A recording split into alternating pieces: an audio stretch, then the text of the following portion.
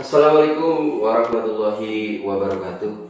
Saya Fajar Kurniawan dari SMK Negeri 1 Selahung Kabupaten Ponorogo, CGP Angkatan 11 tahun 2024. Pada sesi kali ini kami akan berbagi aksi nyata kami modul 1.4 terkait budaya positif. Ada dua sesi. Yang pertama adalah implementasi penerapan dan konsep budaya positif dalam pembelajaran di kelas.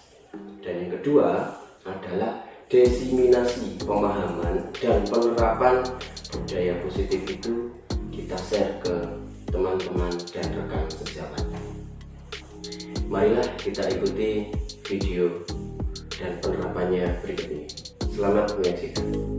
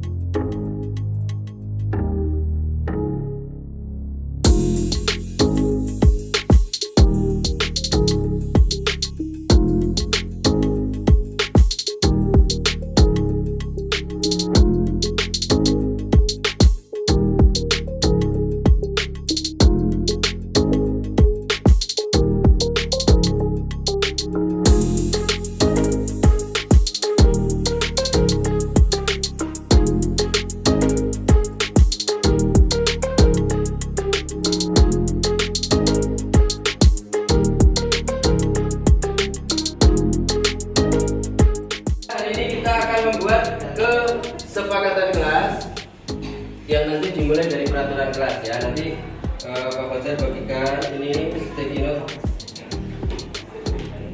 satu-satu berapa apa?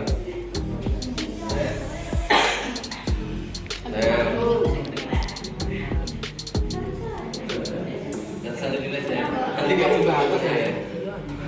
Kemudian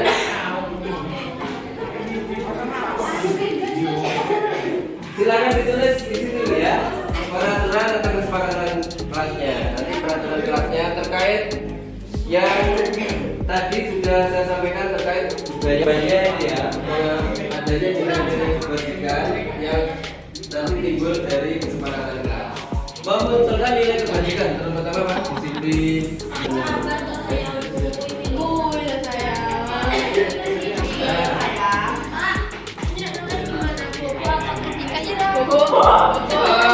Bebas, boleh.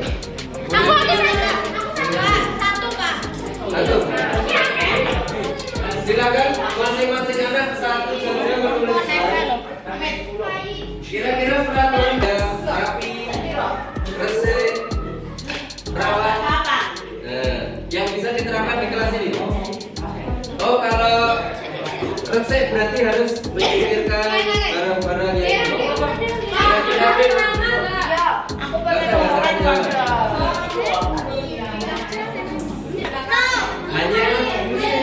hanya ini aja. kata Sinta Atik Des. Peraturan kelasnya.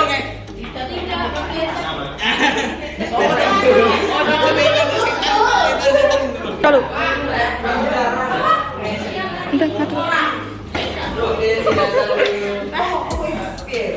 yang kira-kira peraturan yang bisa diterapkan di kelas ini apa ya terkait rapi, resep, rawat.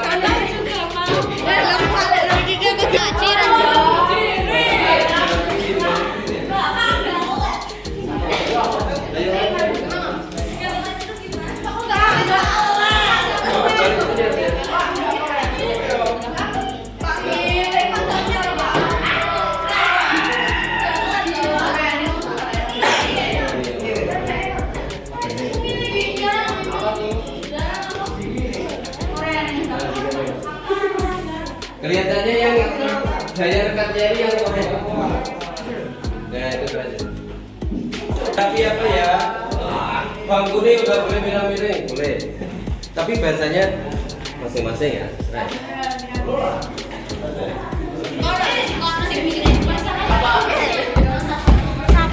Lihat, baca baik-baik. Baca baik-baik ya. Baca baik-baik ini. Nama kepada orang tua yang ada di kelas. Baca baik-baik.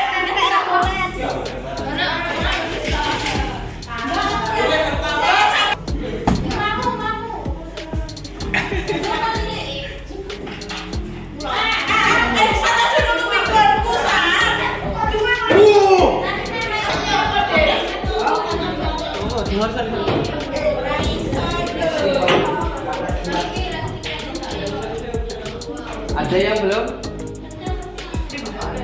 Oh ini di atas ya?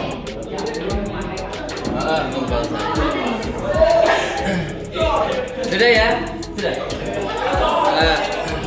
Kita Pak Fajar bacakan satu-satu coba. Membuang sampah di tempat sampah. Ya. Tidak boleh membuang sampah sembarangan. Ya. Dilarang membuli temannya. Terus apa ini? Semua siswa wajib melaksanakan piket yang telah ditentukan merapikan tempat duduk setelah pembelajaran selesai. Nah, kita kelompokkan satu-satu. Kelompokkan satu-satu. Ini membuang sampah berarti di positif ya. Yang tadi negatif apa tadi? Tidak boleh membuang sampah sembarangan. Istirahat. Ini sama nih, bawa sampah pada tempatnya. Membuang sampah di tempat sampah. Melaksanakan piket sesuai jadwal.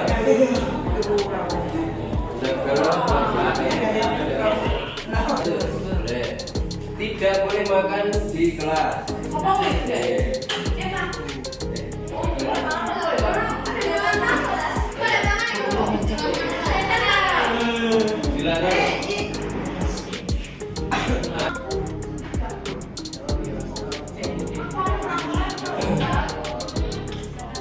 Di tempatnya ramah kepada semua teman, tidak menggeser meja kursi, tidak menaruh sampah di atas meja. Ini sama dengan kalimat positif apa tadi? Membuang sampah di tempatnya atau di tempat sampah, sama ya, cuma kalimatnya ini negatif. Tidak boleh mengejek teman, masuk kelas. Ini kalimat positif. Menjaga kebersihan kelas sama, intinya sama ya. Kita bebas rasa rokok.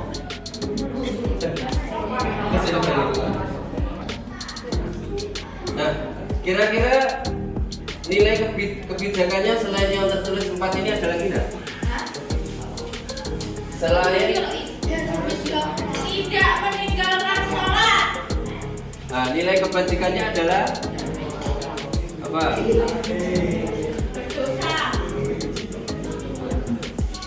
Ini religius ya. Nah, kira-kira yang belum masuk sini apa? Nilai kelas kita rangkum jadi satu. Apa kira-kira? Apa tadi? Membuang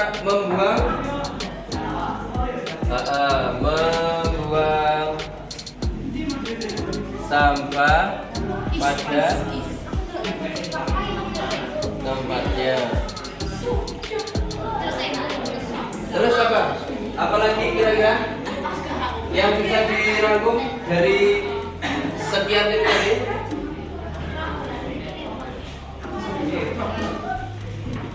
Melaksanakan piket sesuai jadwal.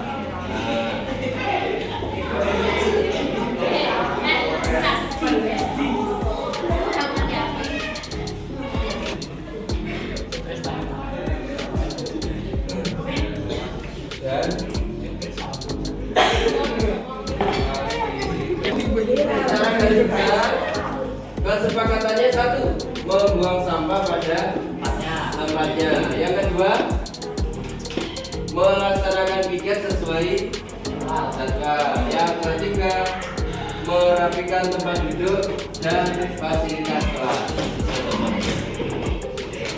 Itu ya. Kira-kira Ada bedanya. apa? Kira-kira dengan upaya kesepakatan kelas harapannya? Harapannya melaksanakan tiket. Siapa bisa mentaati ini kesepakatan kelasnya? Ya, refleksinya semua bisa mentaati kesepakatan kelas yang sudah di musyawarahkan. Gitu ya? Yes. Baik, hari ini kita akhiri ketemu besok lagi.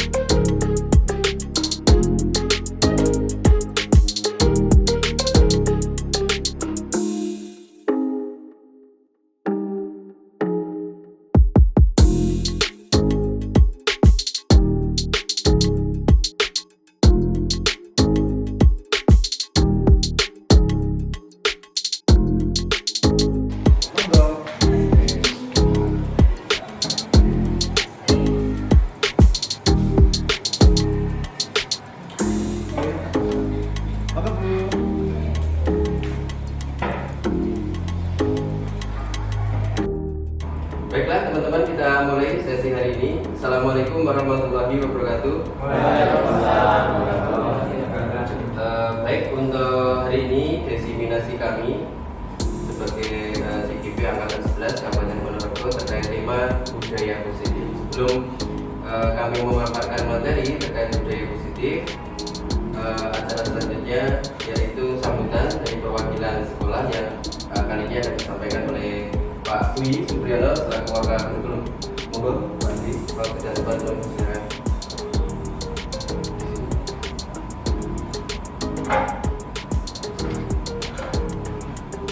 Assalamualaikum warahmatullahi wabarakatuh. Terima kasih Pak Fajar atas waktunya pada acara podcast ini untuk diseminasi modul dari calon penggugat Angkatan 11. Kami selaku perwakilan dari Bapak Kepala Sekolah menyampaikan yang pertama adalah semoga Pak Fajar selaku CGP Angkatan 11 bisa terus menjalankan program juga sampai selesai ya, dan juga nanti bisa mengimbaskan hal positif hal yang baik kepada seluruh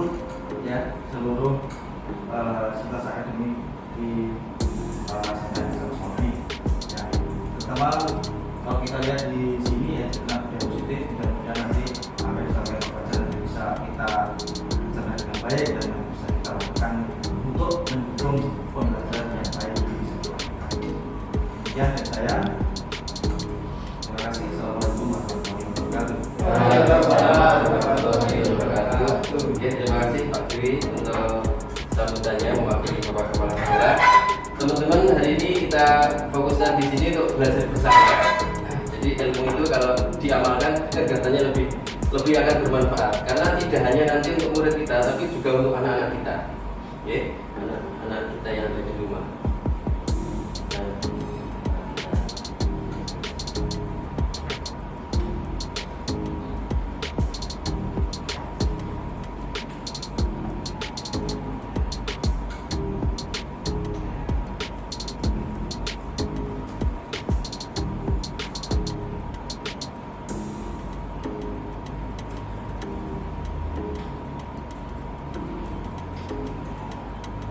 Bapak Ibu, untuk kesepakatan forum hari ini, ya biasanya kalau kita nanti di kelas atau di rumah diusahakan untuk membuat kesepakatan.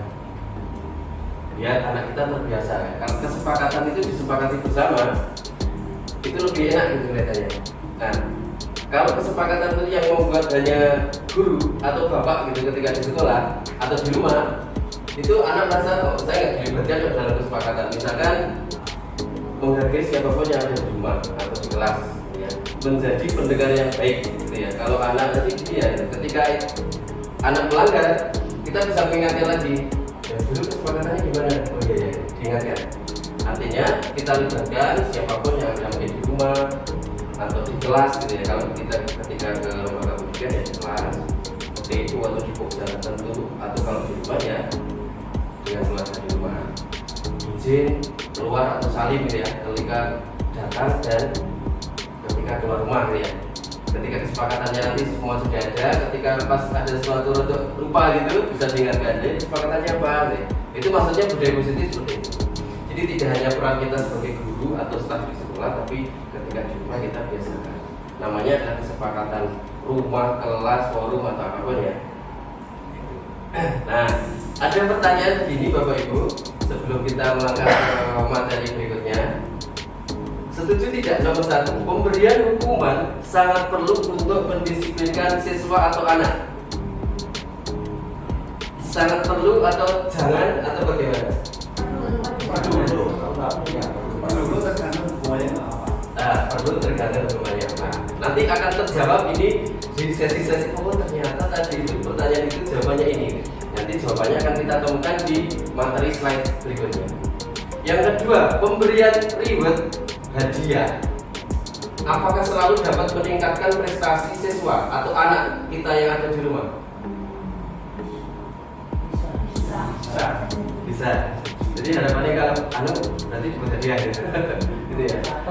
Nah, jadi nanti ada motivasi itu dari intrinsik dari ekstrinsik. Nanti kita akan cari. Nomor 3, kita di sebuah lembaga entah itu guru atau karyawan di lembaga pendidikan harus selalu bisa memberi solusi kepada siapapun yang atau siswa yang bermasalah.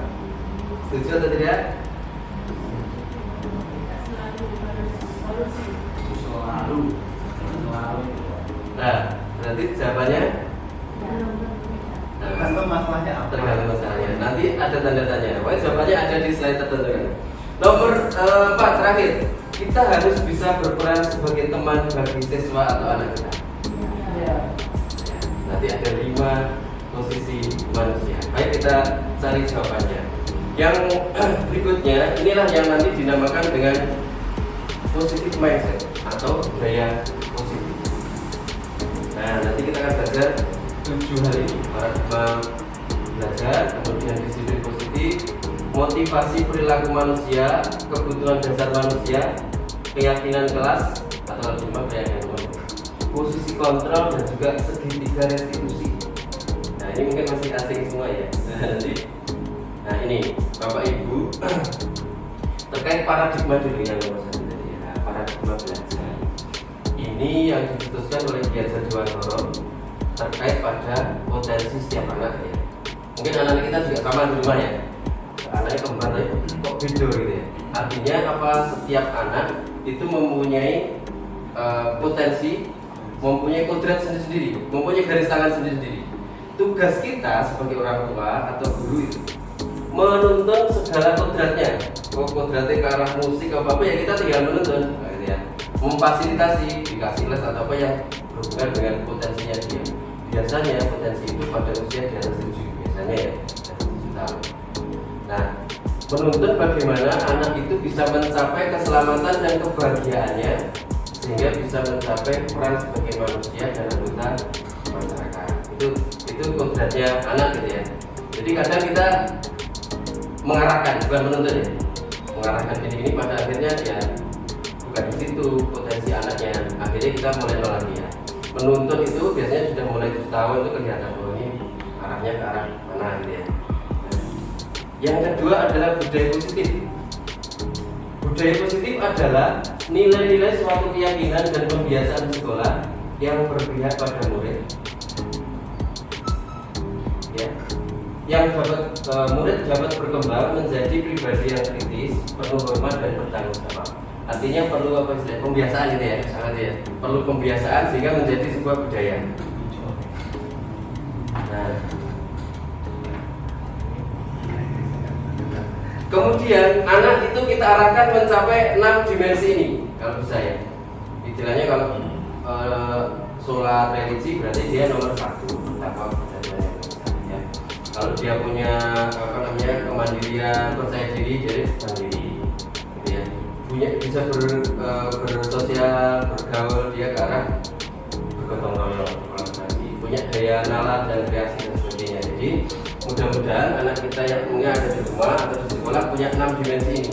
Nanti kita bahas satu-satu. Nah, Bapak Ibu, next yang paling menarik adalah di 3 ini tadi. Jadi motivasi manusia itu dibedakan 3 ini, ya. Ada ekstrinsik, ada intrinsik. Lah, yang ekstrinsik yang mana? Yang intrinsik yang mana? Satu ekstrinsik, ya. Dua ekstrinsik. Nomor 3 intrinsik. Ada yang bisa menyebutkan kenapa alasannya? Coba tadi.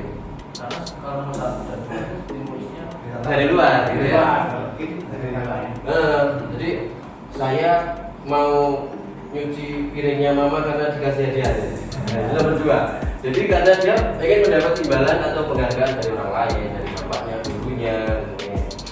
Nah, sebagai orang tua harus tahu ini yang tepat saya ajarkan adalah yang nomor 3. Dan bagaimana menyadarkannya, nanti ada teori namanya restitusi. Nah, nomor 1 karena menghindari hukuman. Jadi itu tadi ketika mau ngapain ya, saya tidak mau nggak ada polisi melanggar ini. Berarti nomor 1.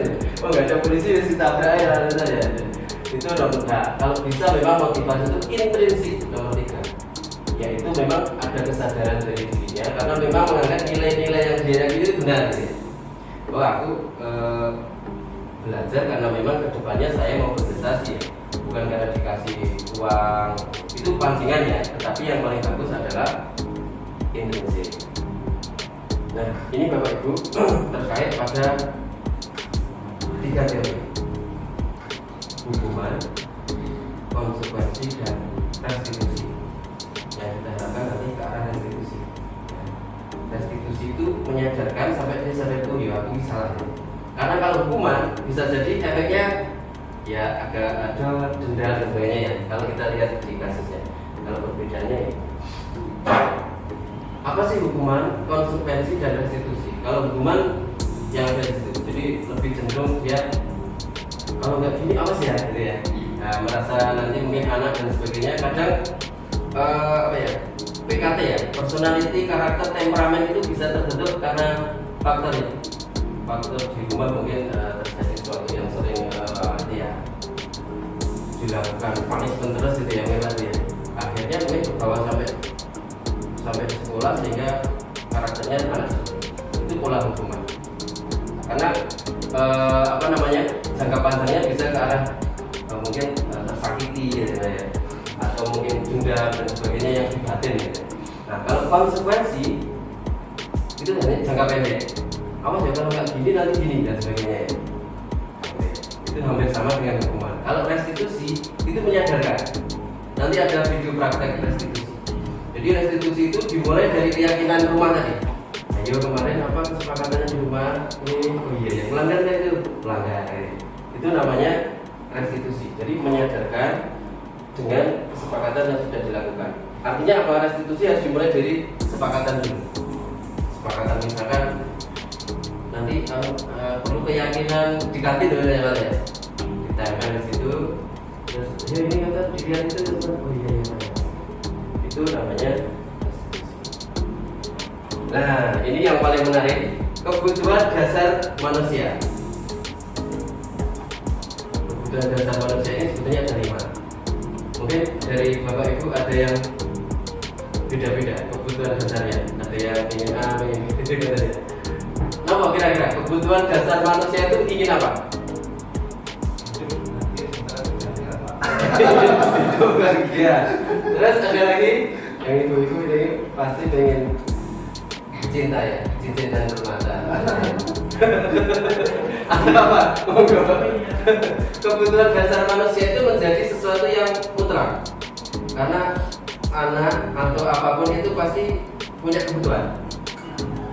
Anak nyuri kadang ya karena kebutuhan pengen bertahan hidup. ada faktor kesenangan dan sebagainya. Jadi faktornya macam-macam, kebutuhan dasar manusia. Nah, kita lihat Bapak Ibu. Nah, kebutuhan dasar manusia itu sebetulnya dibagi menjadi 5 ya. Yaitu kebutuhan untuk bertahan hidup, kebutuhan untuk merasa diterima atau kasih sayang dan cinta, merasa diterima dalam sebuah kelompok gitu ya, enggak merasa dianggap ya. Berarti dia kurang dalam segi cinta dan kasih sayang. Kebebasan, ya merasa harus ada freedom, kebebasan mau ngapain kok dikekang ya, itu secara kebutuhan dasarnya dikekang ya. Artinya tidak ada kebebasan. Yang keempat kesenangan, fun, bebas memilih ada ya, senang. Dan yang terakhir kekuasaan. Bedanya di mana? Nah, kita lihat satu contoh kasus. Nah, Bu Ambar, guru wali kelas ini sedang bingung menghadapi ulah salah satu muridnya. Nanti saya minta pendapat. Namanya Doni. Beberapa anak di kelas telah datang padanya dan mengeluh si Doni itu seringkali minta bekal makan temannya waktu siang hari dengan paksa. Jika menghadapi situasi kasus seperti itu yang dihadapi oleh Bu Ambar, apa yang harusnya Bu Ambar lakukan? Nah, berarti dia sebenarnya butuh si Doni lah. Nah, kira-kira kalau dari kasus ini dikaitkan kebutuhan dasar anak, berarti apa yang harus dilakukan Doni terkait kebutuhannya si Doni kira-kira? Nah, teman-teman, mungkin kita lanjut diskusi sedikit.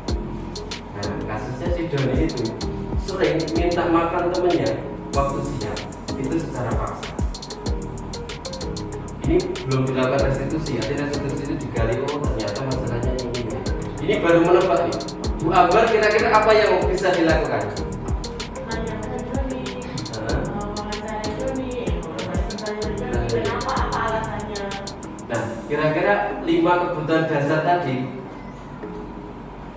itu mana yang kira-kira secara kebutuhan dibutuhkan oleh si Doni? Mungkin bisa untuk diri Nah, dulu ya.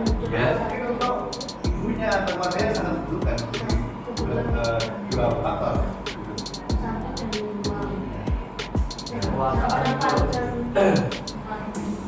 Berarti kita harus tahu persis. Nah, berarti Bisa dia tahu, tidak ada kebutuhan dasarnya yang tidak tercukupi gitu ya dari si Doni. Kebutuhan bertahan hidup. Nah, kita lihat satu-satu ya. Nah, ini satu ilmu yang mungkin juga bisa diterapkan di rumah. Kebutuhan untuk bertahan hidup itu karena faktor biologis ya. Dia butuh makan, butuh sehat, butuh rumah. Bisa jadi si Doni itu nggak dimasak setiap pagi, ya bisa juga. Akhirnya dia kalau ingin bertahan hidup ya merebut makanan temannya, bisa jadi ya. Itu kalau kita lihat dari kehidupan bertahan hidup. Tapi ada kata-kata dipaksa tadi. Bisa jadi yang kedua. Nah, kedua karena dia ini kalau kasih sayang dan rasa diterima ini lebih ke arah dia dibutuhkan atau disayangi dalam sebuah komunitas. Pengen minta perhatian ya. Apa nggak diperhatikan gitu? Jadi gaya ulah deh, gaya apa? Sebetulnya merasa diperhatikan, diperhatikan, diterima dalam sebuah komunitas. Bisa juga. Nah, bedanya itu kalau kebutuhan bertahan hidup itu memang kebutuhan untuk dia makan, minum, sehat. Kalau kasih sayang dan rasa diterima, misalnya kalau bayi nangis ini ya, karena memang orang diperhatikan ya, mungkin ini ke arah situ. Nah, kalau penguasaan bagaimana? Kalau penguasaan ternyata ini menjadi kompeten, menjadi terampil, diakui prestasinya. Ini bukan hanya anak ya, orang nggak gitu ya. Ada ya penguasaan. Iya, jenengan yang pasti pengenalan jenengan nggak iso ya gitu. Ini ke arah itu ya, ke arah penguasaan, merasa ya bahwa. Jadi anak pun juga patut diberi limit ketika di rumah dan sebagainya. Nah, itu penguasaan artinya dia atas keterampilan prestasi dia itu diberi bagus. Yang keempat kebebasan. Kebutuhan untuk kemandirian, otonomi, berhak untuk memilih dan mampu mengendalikan arah hidupnya. Jadi seperti tadi harus punya potensi. Setiap anak ada kodrat dan potensinya ini diberi kebebasan.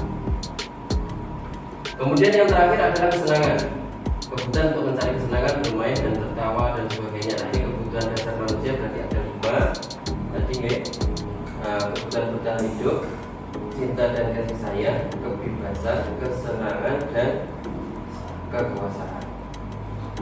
Nah, itu teman-teman. Nah, kita lanjut ke keyakinan kelas. Jadi kalau kebutuhan dasar manusia sudah tadi ya, bisa difoto atau diterangkan. Keyakinan kelas atau keyakinan rumah tadi adalah nilai-nilai kebijakan yang disepakati dalam sebuah komunitas.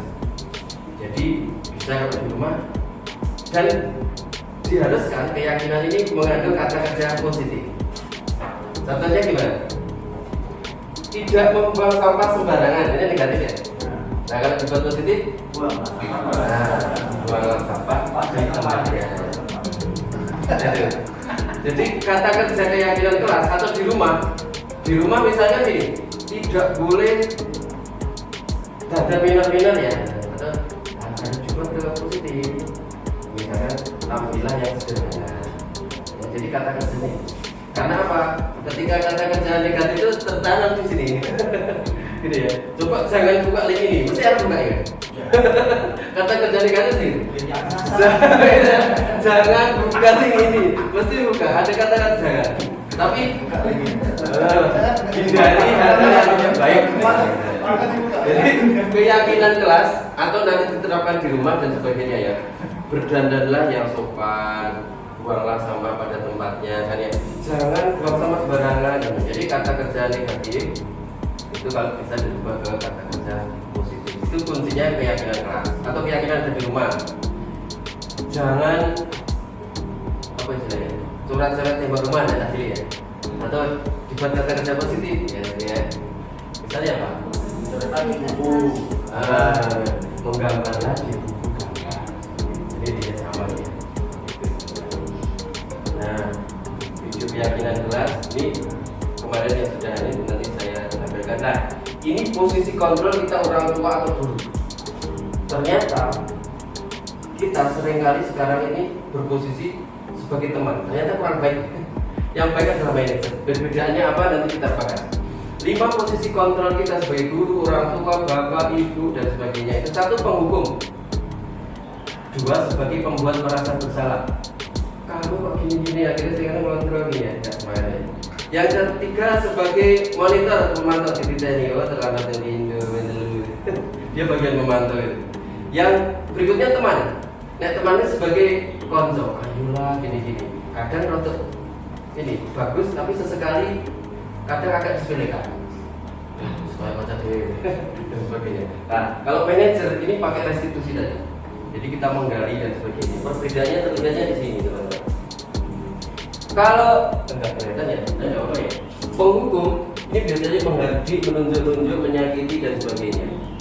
Versinya anak, dia merasa apa namanya memberontak dan sebagainya hasilnya ya.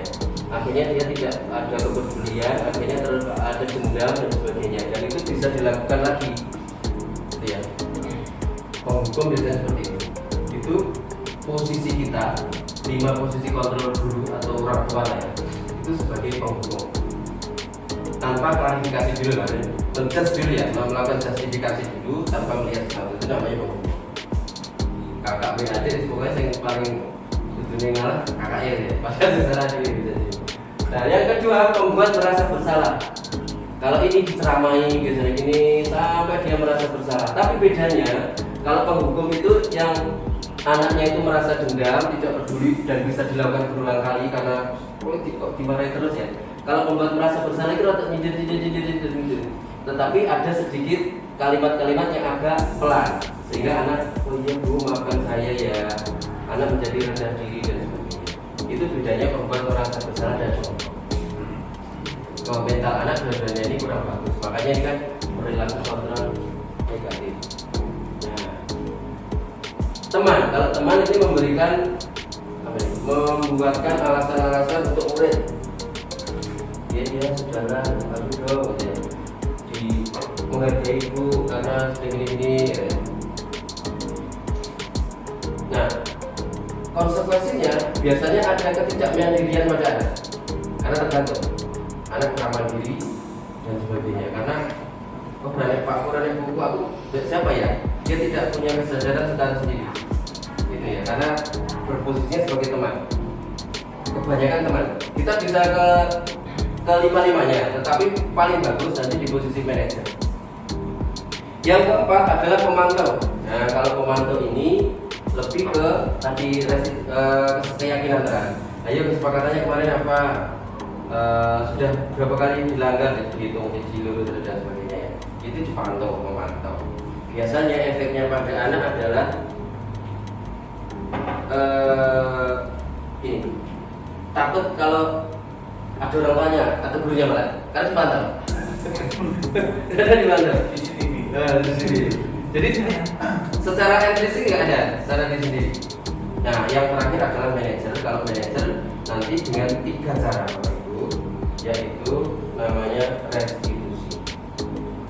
Restitusi itu adalah proses menciptakan kondisi murid atau anak kita yang ada di rumah untuk memperbaiki kesalahannya sehingga dia bisa kembali lagi survive, tidak merasa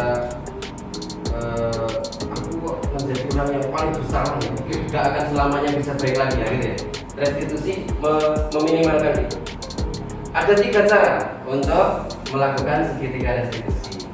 Satu adalah menstabilkan identitas, yang kedua ini namanya validasi tindakan yang salah, yang ketiga menanyakan keyakinan. Nah, kita lihat yang satu dulu, kayak apa sih bahasanya?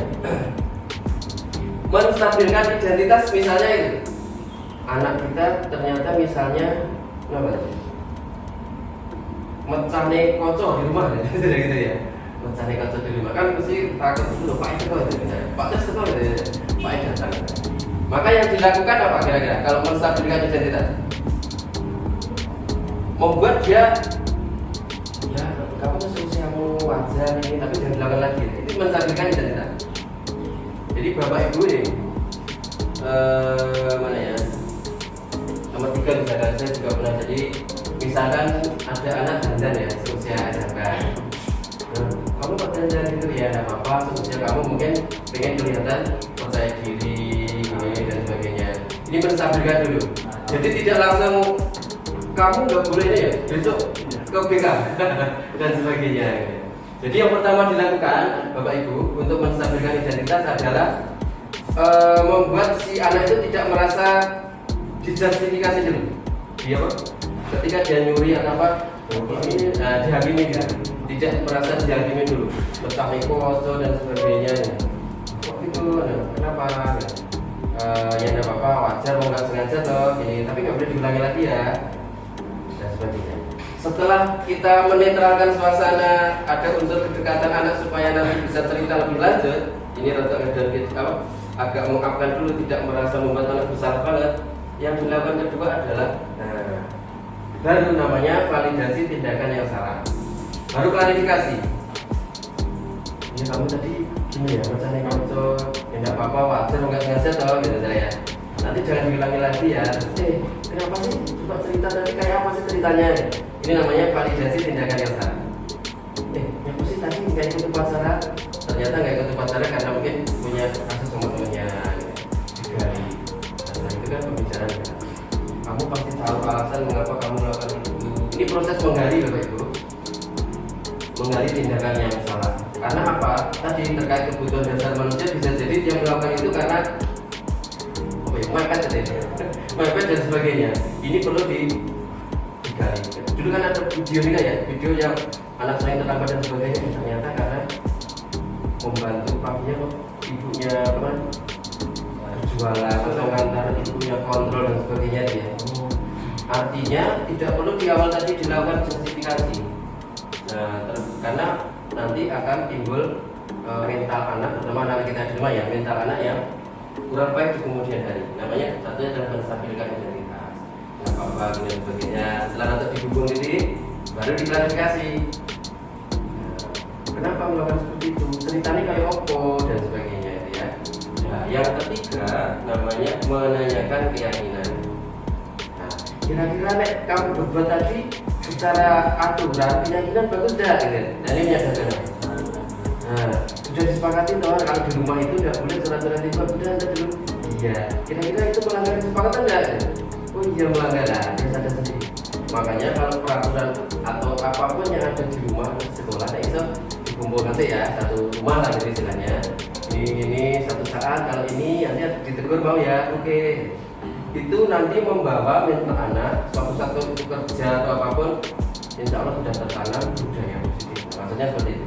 Jadi kita ulangi teman-teman tadi yang paling pertama biasanya ini untuk menangani itu. Jadi ada 3 cara kita sebagai manajer itu dengan cara segitiga restitusi.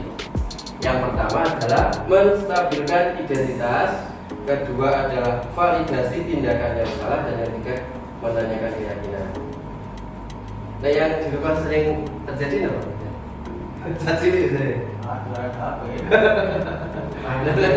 Tukaran tadi. Nah, menstabilkan identitas kira-kira gimana caranya? Misalkan tukaran ya, tukaran mesin ya, gimana? Nah, kedua jangan sampai ada salah satu pihak yang memang merasa dirugikan, disalahkan tadi ya. Itu kita menstabilkan apa ya? Menstabilkan identitas. Masing-masing anak itu jadi dirinya jangan sampai down di awal. Pak betul harus bertengkar sama atlet mesti gimana ya? Awalnya dia seperti itu, ternyata ketika pakai data terus tadi tengah ada apa-apa, saudara sebagainya dinetralkan dulu lah ini, menstabilkan identitas seperti itu. Baru yang kedua, ayo ceritanya kayak apa tadi, versinya kakak gimana, versinya aja nah, baru ada titik temu ya. Ini namanya validasi tindakan yang salah. Ya, mempertahankan masing-masing kan punya harus sendiri ya. Apa yang istilahnya? Punya alasan sendiri. Makanya butuh klarifikasi. Bukan melakukan justifikasi dulu. Kadang kita mau gitu, sing disalahkan sing gede sih ya. Gitu ya. Atau yang ngomong atau apa gitu. Nah itu ceritanya gini dan sebagainya. Ini namanya di poin kedua. Nah, poin ketiga baru kita meyakinkan. Nah, kira-kira tadi itu kan nilai-nilai yang kamu itu melanggar atau tidak?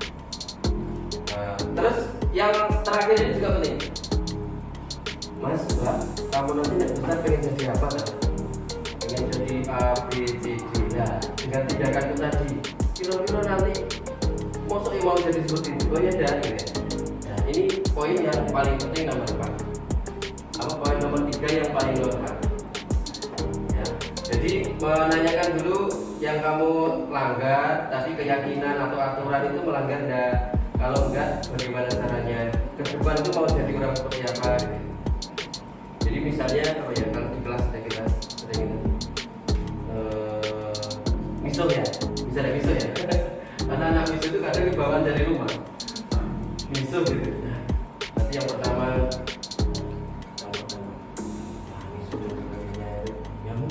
banyak seusia kalian ini, temennya banyak dan sebagainya, ini nanti digubung sih. Yang kedua, gimana sih ceritanya kamu kok bisa mengeluarkan kata-kata itu? Pak, kira-kira itu kalau secara aturan kelas atau di agama atau apa berbeda, tidak ada ya. Ini prosesnya kan. Artinya manajer itu berusaha tidak justifikasi, tidak menghukum, tidak ini, tidak hanya sebagai teman, tapi memang melakukan klarifikasi sampai si anak secara sadar dengan sendirinya bahwa dia sesuatu sadar sendirinya kedepannya itu berbeda, jelas tidak berbeda.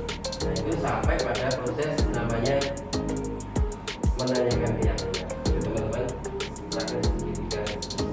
Jadi langkah-langkahnya kalau dirangkum tadi seperti ini. Ya, yang pertama menstabilkan identitas, yang kedua validasi tindakan yang salah, dan yang ketiga adalah menanyakan keyakinan. Jadi kalau misalnya, nah ini ada praktek yang kemarin saya coba ya, benar-benar waktu di menangani anak nih Pak.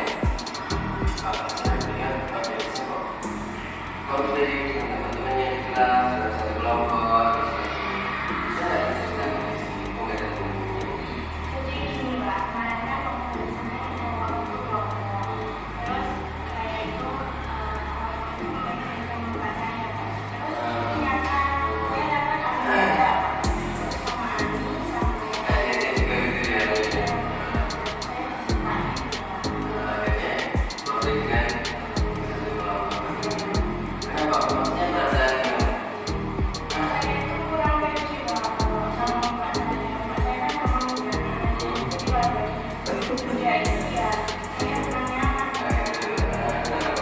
ini jadi sejak saya jadi berapa kelas awal jadi masalah saya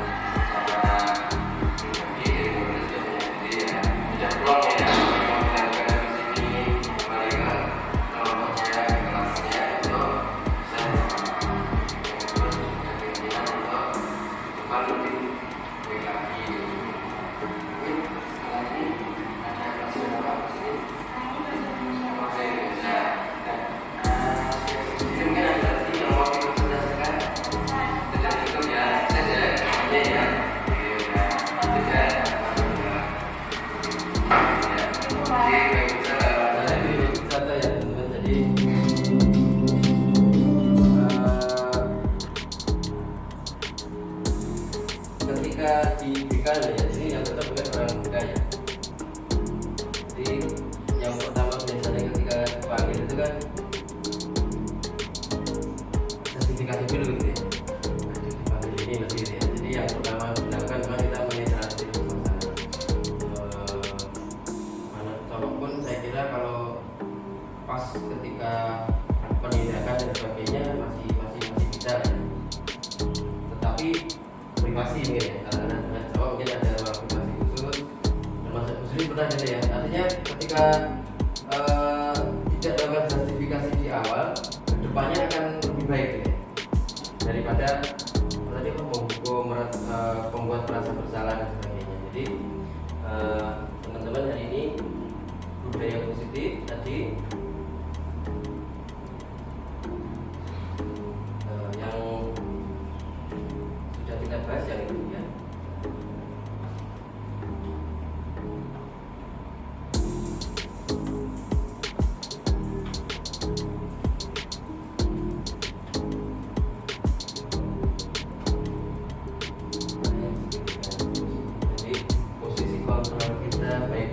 maupun bapak ibu dan sebagainya ketika di rumah pun ya kadang terlalu emosi atau jadi mogok gitu dan sebagainya. Nah ternyata ada konsekuensi gitu ya, ada konsekuensi jangka panjang yang ternyata menimbulkan seperti ini kepada anak.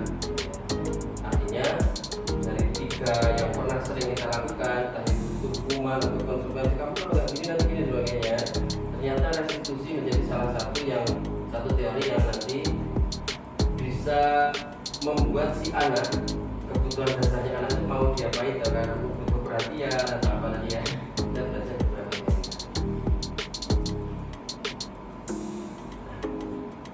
Mungkin ada pertanyaan dari teman-teman, silakan dari ibu bapak terkait ada mau nggak pak?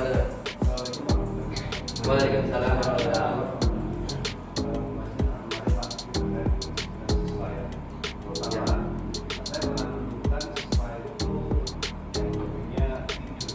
Itu di kelas ya. Nah, ya.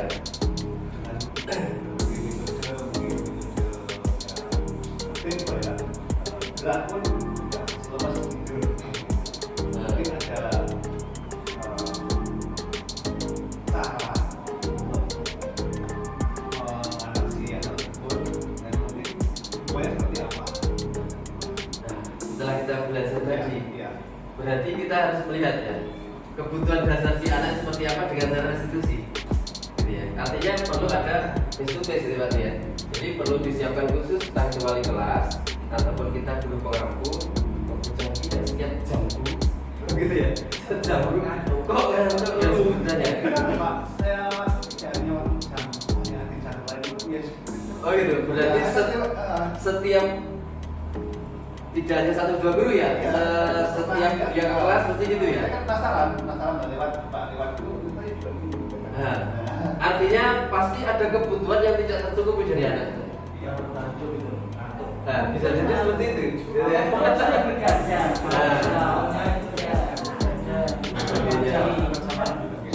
Di rumah mungkin ini dari segi kesenangan kebebasan anak ini sampai malam bulan bebas ini akhirnya dampaknya. Nah, nanti menurut saya solusinya paling tepat memang kita sebagai manajer dilakukan sebuah konsep dulu.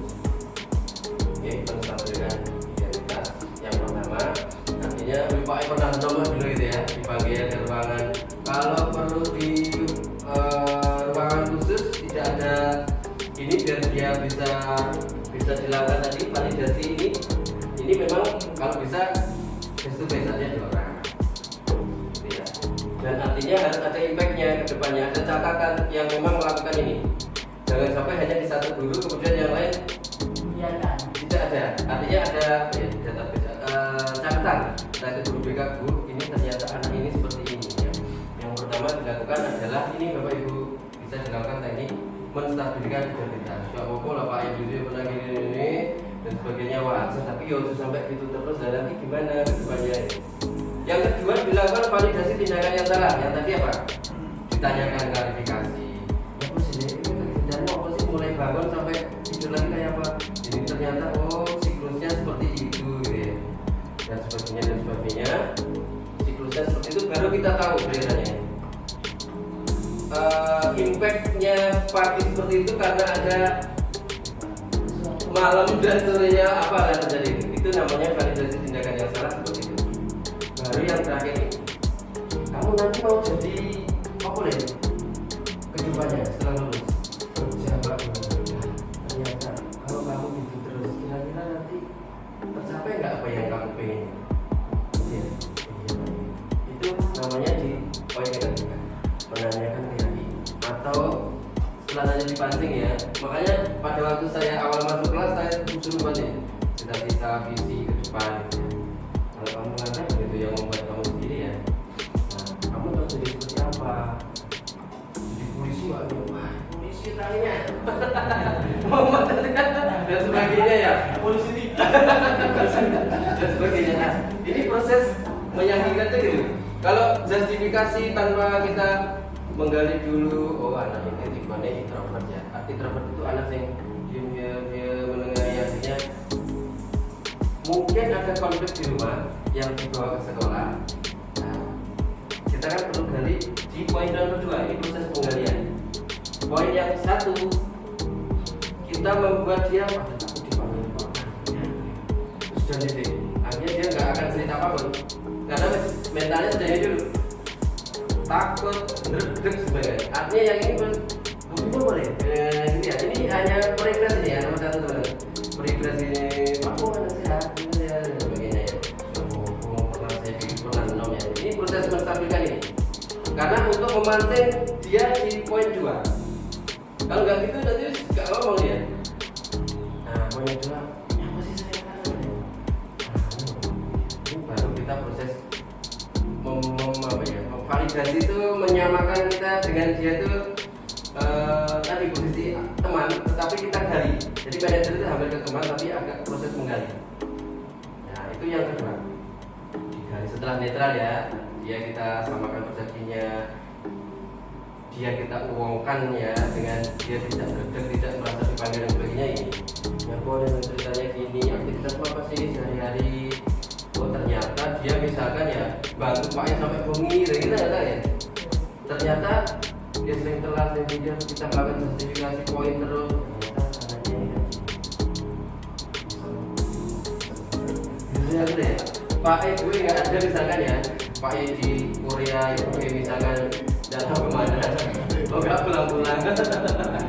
Dia sama neneknya. Ini proses nomor 2 teman-teman. Nomor 2, tapi ini bisa berhasil dilakukan kalau kita first impression, kesan pertama pas ketemunya harus bagus, namanya menstabilkan dia. Ketika pertemu pertama langsung nggak akan cerita dia nih, kalau mau ada masalah apa dia nggak akan cerita. Jadi berbuat salah, ini istilahnya tidak merasa anak itu menjadi orang paling bersalah sedunia lah ya. Ini paling besar. Jadi dia kita bangkitkan dengan sesuatu yang cerita gitu, tapi distabilkan. Itu nomor 1. Yang mesti ini Pak. Itu dia namanya. Nah, itu nomor 2. Nah, nomor 3 baru kita menggali lebih dalam dengan proses penyajaran. Kamu nanti besar jadi apa? Itu Pak. Nanti teruskan ke Bapak, usaha Bapak itu loh. Punya kayu banyak, ini. Ibu yang mana itu? Bang Bapak negeri. Mau bantu Bapak terus ya tiap malam dan ya. Oh nanti mau jadi laki-laki nih, kamu punya karyawan gitu, terus kamu kebiasaan seperti tadi, nah, punya anak dan sebagainya, itu kira-kira bagus dan ya Pak. Ini proses penyadarannya, menggali informasinya di nomor 2, menyamakan frekuensinya di nomor 1. Nah yang ini adalah tindak lanjutnya ya, menanyakan nanti cita-cita menjadi apa, kalau jadi X itu kira-kira korelasi dengan yang kamu lakukan kira-kira baik enggak? Oh ya enggak ada korelasi Pak ya. Ini di nomor 5 ini teman-teman. Jadi hari ini ada ilmu baru itu namanya adalah segitiga restitusi. Nah itu bisa kita terapkan di kelas di rumah, pulang-pulang anaknya tadi ya tengkar baik konten sekolah yang dijudge itu anak kita misalnya ya, padahal ya anak yang lain gitu ya, ternyata ceritanya gitu, sehingga kita bisa melakukan validasinya, menanyakan keyakinan dan sebagainya, sehingga menyadarkan sendiri si anak untuk tidak mengulangi. Itu teman-teman. Ada lagi pertanyaan? Oh enggak, ini terkait dengan apa yang dilaksanakan Pak. Kita melihat gimana itu diberdasarkan ke ini terkait dengan bagaimana kita menerapkan sistem kemarin ada aplikasi tentang aplikasi ya. Dan itu diberikan wewenang untuk langsung diberikan poin tanpa klarifikasi dulu. Atau mengamalkan namanya ada contoh ketika guru merasa anak ini kok tidurnya masuk apa ya kan anak ini kok tapi siapa kok langsung juga nanya poin nah ini sesuatu yang mungkin nggak perlu disebarkan atau bahwa ya sebenarnya itu kita itu langsung Tapi tetap Sri Waktu kemarin masuk ke poin anak 50 poin. Gitu ya. 50 kan hasilnya gitu kan besar besar. Dan kita nggak ngerti kenapa dia melakukan itu. Saya itu pernah dia syuting kecelakaan anak ya. Kan dia sering reaksinya part-part tadi. Itu kan itu siapa yang tidurnya itu kurang bukan kurang di atas jam 12. 80% makanya dengan alasan berbeda ada yang mungkin apa ada kegiatan di apa ada juga yang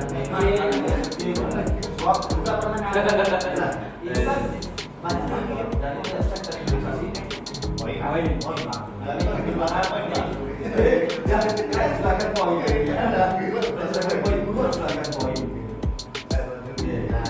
maka sejati itu yang ini apa kita lakukan pendekatan dari sistem poin itu kita bahwa ya kalau ditangani dulu ketika sudah ditangani kok masih melanjut lagi dan baru itu ada poin.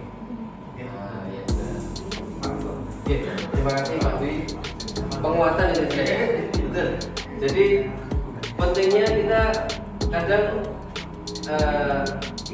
belajar ilmu-ilmu baru itu penting ya. Jadi hari ini kita bahas namanya positif mindset atau budaya positif.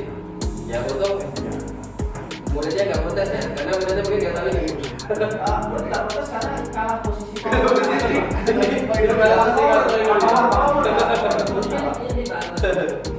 kasusnya Pak Ari kayak suatu itu anak kan nggak seluruhnya nggak maksimal. Kemarin ya saya tahu juga langsung dipanggil guru BP.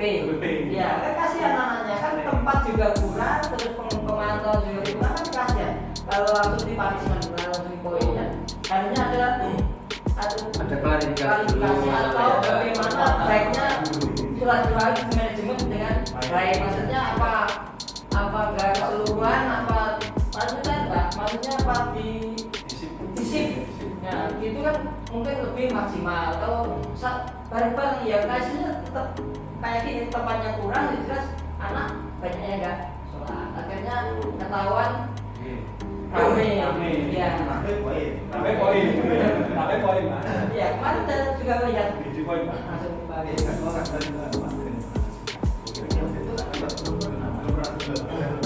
Jangan kuat banget ya. poin itu satu benar membuat secepat anak gimana. Jadi kita tanya dulu, kita tanya pada warna ini apa itu di warna betul Pak. Ketika kita lihat itu di aplikasi itu ada anak dapat SP di perusahaan.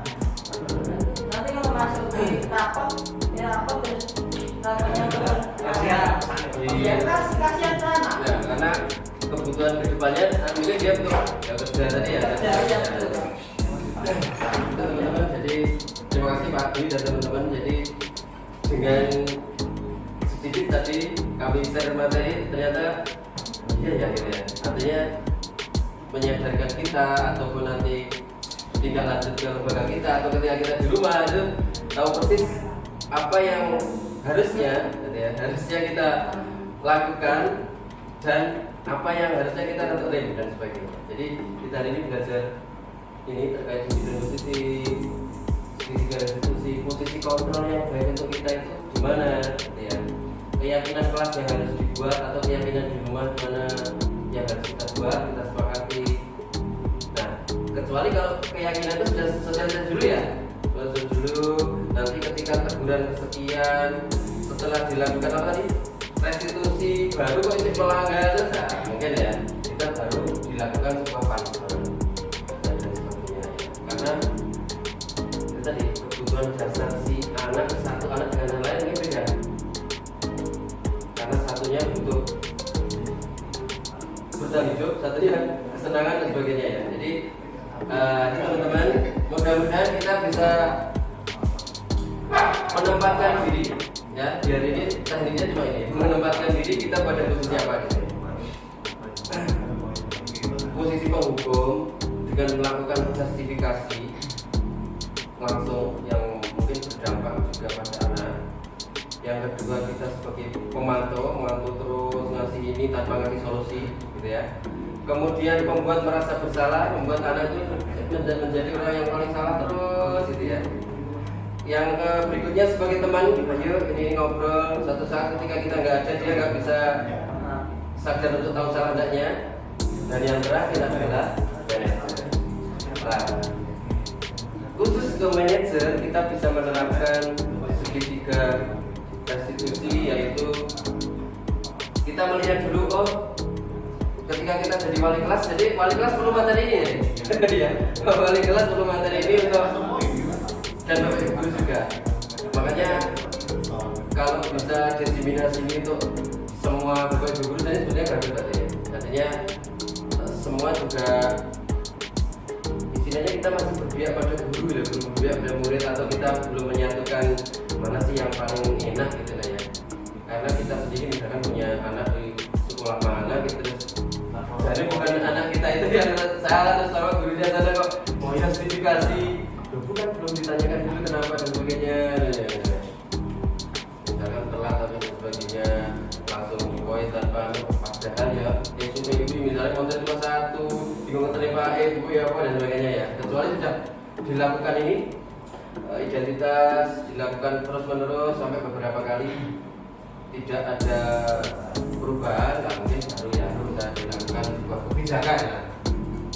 Kalau ini melakukan kebijakan ini, poin kebijakannya ini, poin kebijakan ya itu ya antara ya disiplin, apa ya tanggung jawab kebijakan itu akan diambil ketika ada urgensi poin-poin khusus. Bahkan mungkin ya teman-teman hari ini alhamdulillah kami bisa share apa yang kami dapat, tetapi insya Allah ilmunya kayaknya insya Allah ya akan berguna bagi kita, entah itu ketika di sekolah maupun di rumah. Karena di rumah apalagi investasi kita, anak kita paling tidak bisa kita tularkan ilmu-ilmu terkait pada apa ya, tidak selalu menyalahkan. Mana kita buat ini kan, ini posisi seperti teman kali ini agak sedikit ini dipancing untuk cerita itu tetap disamakan referensinya, ditanyain gitu ya, kok baju kotor dan pulang ini cerita, oh gitu. Akhirnya kita kan sadar deh, oh bukan dia sebetulnya yang salah, baru kedepannya kamu ada dibaca dan sebagainya. Wah kalau gitu kamu harus gini ya, karena cita kamu gini ya. Kalau melakukan kesalahan kayak tadi kira-kira gimana tuh?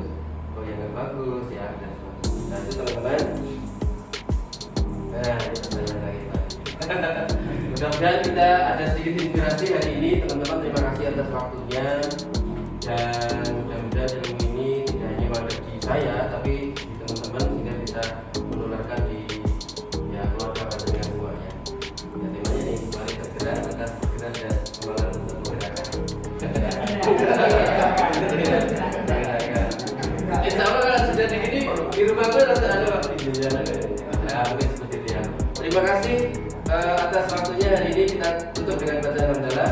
Alhamdulillahirobbilalamin. Sekian dari kami. Wassalamualaikum warahmatullahi wabarakatuh.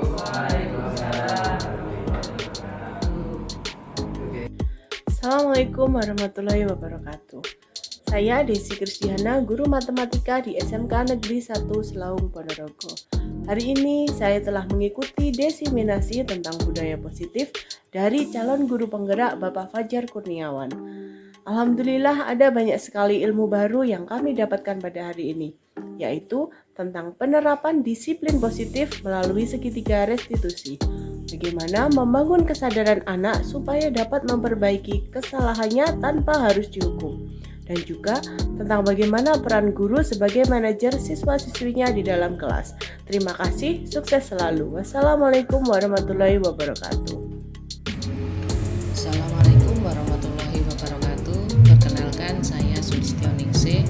Pada kesempatan ini saya akan menyampaikan respon atau umpan balik atas kegiatan diseminasi yang dilakukan oleh rekan sejawat kami, yaitu Bapak Fajar Kurniawan SPD MPD, di mana beliau adalah sebagai calon guru penggerak dari sekolah kami angkatan ke-10.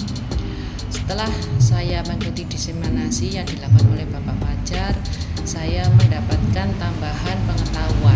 Salah satunya adalah mengenai segitiga repetisi.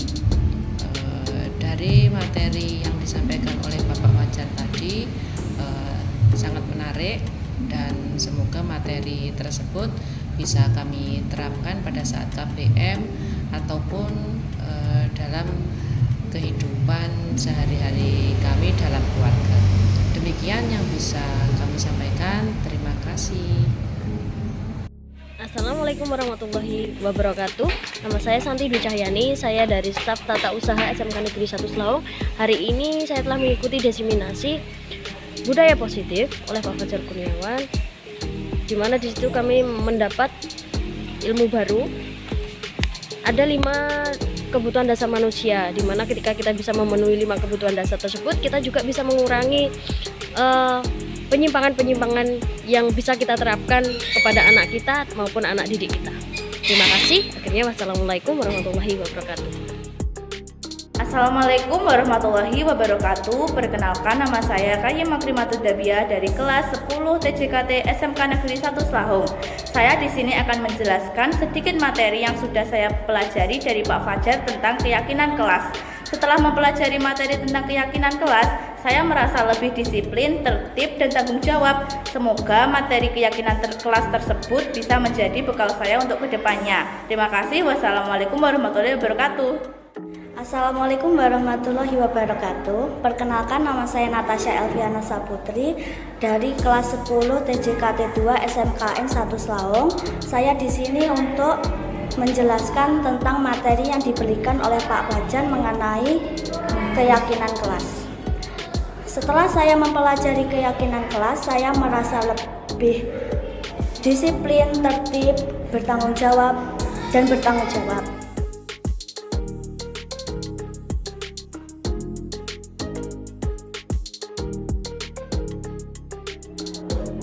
Ya, demikianlah tadi pemaparan dan juga penyampaian kami di aksi nyata modul 1.4 terkait budaya positif. Mudah-mudahan bisa menginspirasi dan bisa berbagi untuk kita semua. Mari bergerak, lekas tergerak, dan semangat menggerakkan. Wassalamualaikum warahmatullahi wabarakatuh.